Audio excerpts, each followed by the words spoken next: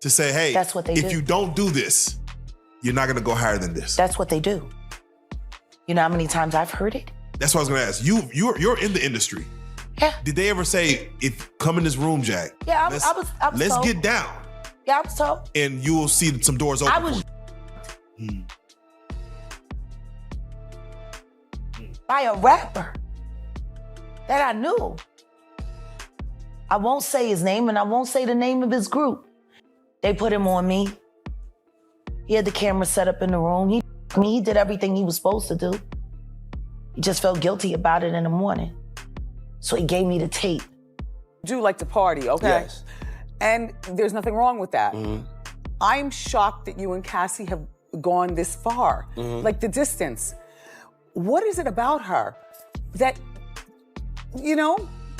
I mean, it's just like when a record comes on, the way she moves. Yeah. Like when I look at her, the way she smiles. The way I see her look at me sometimes when I wake up and she's already awake, you know? And the Met Gala, what the sitting on the steps was going on? What is going on here? And I'm gonna be honest, like, they didn't have my tickets right the year before, so I said I'm gonna stun on them and sit on the stairs as my woman looks good and takes those pictures. I was at a party at Diddy crib in LA. This was the beginning of 2020. You know what I mean? Diddy had put everybody else out the crib, like the influx of people, he had put them out. But he had took a liking to me in particular around the time, man. It was really, you know what I mean, like putting his arm around me. Right. So he had put majority of the people out, but he allowed me to stay in there. Me and, you know, maybe about 15 others, you know. Right. Jay-Z and Beyonce being, you know, two of the other 15 people in the room. So that'll just put it into perspective of the type of company I was in at the moment, you know. I can't wait. I can't wait for everybody to find out what's really been going on in the background. Ask Wendy Williams. That did happen to her too. And it was women that set that up because they didn't like her swag and they were afraid that she was going to steamroll them because they knew when it came to creating content that was a G. Got one of the hottest DJs off of Hot 97 because she wanted to put up a picture of him getting his pants pulled down. There was a radio personality once upon a time. Her name was Wendy Williams. And she was practically burned at the stake for talking about such. And she allegedly has been avoiding Puffy. You know, my thing about when you date a mogul is like he can hire a plane right now, land on the roof of the hotel where she's staying, pay people off the front desk. I'm already paranoid. Jaguar Wright is back to reveal all the deepest secrets in the music business. She went on the blue couch with Real Life Productions to answer all the questions people have been dying to ask. One of the questions was about her friendship with Wendy Williams and Shaw. Diddy combs with music business elite. Wendy has had serious problems with her mental health since she abruptly quit her talk show in October 2021. The media are now wondering if Diddy is responsible for Wendy's death after hearing new information. Jaguar Wright sat down on the couch and gave us the information we were looking for. Shout out to Wendy Williams, the first woman to uncover the homo thugs. That's what these download was called when Wendy first started talking about it in the 90s, the homo thugs. Everyone knows that Diddy and Wendy's relationship has been rocky at best. Why is this? Because Wendy was the first person to say in public that Diddy was gay and that he had gotten favors in exchange for a Hollywood job. In the 1990s, she was a radio show host when these claims were made live on air. Because of the public claims, she was fired from her radio station job. Besides that, the rest of the shops in New Wendy was working at Hot 97, a popular radio station in New York that she used as her stage to out Diddy. She shared that she got some scandalous pictures of Diddy with another man while on vacation in Cancun. Apparently, the picture she got showed another man pulling off Diddy's shirt before she could say anything else. Not only that, but she was basically 86 from all radio stations in New York, causing her to find work elsewhere. In Jaguar Wright's interview, she addresses Wendy's statements about Diddy in the 1990s. She even thanks Wendy for being the first woman to call out what she refers to as homo gangsters. Jaguar explains that when Wendy was talking about these gay thugs, she was referring about Diddy. Wendy's being practically banned from all of New York radio shows what sort of power and effect Diddy had over 30 years ago. I had my own weed, but like everybody was passed out. Yo, Diddy had that man in the room. Look, yes, I put my ear to the fucking door and I brought the phone because Diddy started going in overdrive. I ain't know what the fuck was going on, but I just heard slapping against ass cheeks. I heard niggas struggling to take dick. I heard niggas being like, yeah, daddy. Like when he started all that daddy this and daddy that, and then I heard some hollering and struggling like, yeah, I kept the phone there and I recorded all this shit. He's only accumulated more wealth and power since then, so who knows what he is capable of now in 2013. Wendy admitted on her famous talk show that a popular hip-hop mogul was responsible for her getting dropped from the station for exposing that he was gay. While Wendy was smart enough not to use Diddy's name this time around, it was easy to put two and two together that it was Diddy. Wendy shared with us just how much Diddy hated her, saying that he ran to some girl groups signed to his record label, Bad Boy Entertainment, and had them show up to her work to jump her. If it wasn't for her boyfriend being there to stop the attack, who knows what they would have done to Wendy.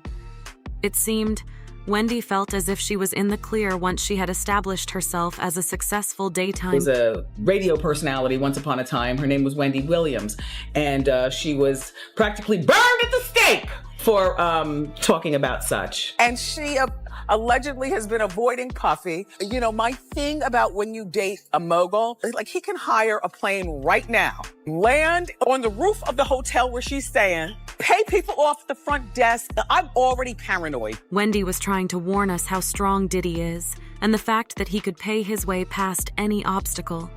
The public brushed this off at the time, but the amount of Diddy's power continues to be brought up today in Jaguar Wright's new interview.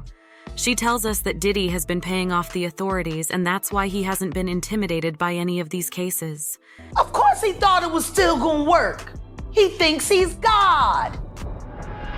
And that's not the only breadcrumb that Wendy dropped when Cassie and Diddy split. She calls out the fact that Diddy treats Cassie as his prize, knowing what we know. Now Wendy was telling facts back in the day, we just weren't ready to hear it. Neither was Diddy, regardless of the fact that he appeared on the Wendy Williams show. It seemed as if they had squashed their beef. But this was all for PR because it's clear the moment went viral, but it started to raise public worry for Wendy's well-being. This, combined with some really strange behavior and memory loss, it was clear something was wrong. In the last year, she had completely left her show due to health problems, and her family shared that she was diagnosed with primary progressive aphasia and frontotemporal dementia. Fans had been patiently waiting for information on Wendy when a documentary on her dropped this raw look at Wendy. Her family members fully backed these statements that Wendy has been taken advantage of. These accusations shouldn't come as a surprise. In 2022, Wells Fargo froze all of Wendy's accounts in suspicion that people from her team were making deals and taking out money without Wendy's approval or knowledge. Wendy was a busy woman, and it's not uncommon for celebrities to have people that handle their finances. Many people have no idea how much money they have to their name, and she was already suffering with her mental health. So for a while, she was oblivious to the fact that they were taking so much money. Wells Fargo positioned Wendy to have a court-ordered legal guardian because she was incapable of handling her finances. I was in Miami, and then I found out that my money was I don't want to talk too much about that, but let's just say I know what kind of money I have. Unfortunately, I only have $2. I only have $2 and nothing else. Everything is frozen. Some people are involved with this, and so that's what I'm doing right now. Wendy adopted a financial guardian actually made things worse because the person assigned was the person who had been stealing money from her all along. It was later revealed that this person was Sabrina Morrissey, a lawyer with a past of obtaining undue financial guardianship. Wendy's son and sister spoke out about the situation spilling Wendy's job, and money were being overseen by what they called complete strangers. Why would they not make someone in her family her conservator? It doesn't make any sense whatsoever. Her son shared that her doctor informed them Wendy's health issues were moving at a faster rate due to her excessive alcohol consumption. The release of Wendy's video is among other things. What caused conspiracy rumors about Wendy and Diddy to spread? Her position reminded people of what happened to other vocal celebrities like Kanye West, Dave Chappelle, Cat Williams, and of course, Britney Spears. Wendy's forced financial conservatorship shivering resembles the Free Britney movement. We all watched her family misdiagnose her as bipolar on purpose and pumped her full of antipsychotics until she looked unstable. The court ordered Britney's father, James Parnell Spears, to be her conservator, just like Wendy, because she was deemed incapable of being responsible for her own finances. Although she was not capable of being responsible for her finances, she had no issue performing daily at her Las Vegas residency, which she choreographed herself. This residency lasted for 4 years and generated over $137 million, all of which she was unable to touch herself due to the conservatorship. This caused public outrage, and the media criticized the court's decision. How was it that she was able to be a robotic workhorse day in and day out, organizing, choreographing, and performing a show that sold over 900,000 tickets? But she was unable to manage her taxes. The public discourse pushed Britney to take her father to court, resulting in the court retracting him as her conservator. Britney Spears was not the only one to go through this. Dave Chappelle, a well-known comedian, revealed that the business tried this with him as well. He fled to Africa and told no one where he was because he says the industry was trying to find him and force antipsychotics down his throat after he turned down a shady $50 million deal. This appears to be a trend among celebrities. Kanye West opened up, saying he was misdiagnosed with bipolar disorder and given unholy levels of lithium, an antipsychotic notorious for its terrible side effects, while being mentally stable. Cat Williams contributed into these speculations when he included Wendy in a list of persons, including himself, who were in danger of exposing the ugly side of the business. He is not alone in thinking Wendy Williams is in trouble for something. In her newest interview with Jaguar Wright, she was asked if she thinks Wendy is playing it up on her documentary so that she can stay safe from Diddy, and her response was stunning.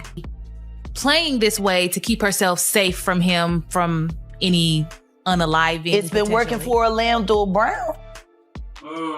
Why wouldn't it work for Wendy? To play crazy. Why wouldn't it work? Hey, hey. The oosh gosh whoosh wash. Bop. Orlando's brilliant. So not only is she saying Wendy is playing up her illness to protect herself, but that Orlando has been playing a role this entire time to do the same. Remember, it was Orlando Brown who said he slept with Diddy and that he was practicing sadistic routines that involved young men. And if you think about it, it all makes sense. We've watched the people around Diddy fall one by one like dominoes. Jaguar says that this is what he was waiting for, just like Kim Porter saying that Diddy was waiting and Kim was literally casket ready. What makes it scarier is that both Jaguar Wright and Cat Williams have been made to look as if they are just crazy or drugged out. Cat stated that he was threatened to keep his mouth shut and that the idea that he is a crackhead was the purpose of a smear campaign against him. All we can do, Mogul, is wait to see if else is willing to risk their lives to speak up and whether the authorities are truly able to establish a case against him. Leave your answer in the comments for now, like subscribe to receive notified of the latest celebrity news.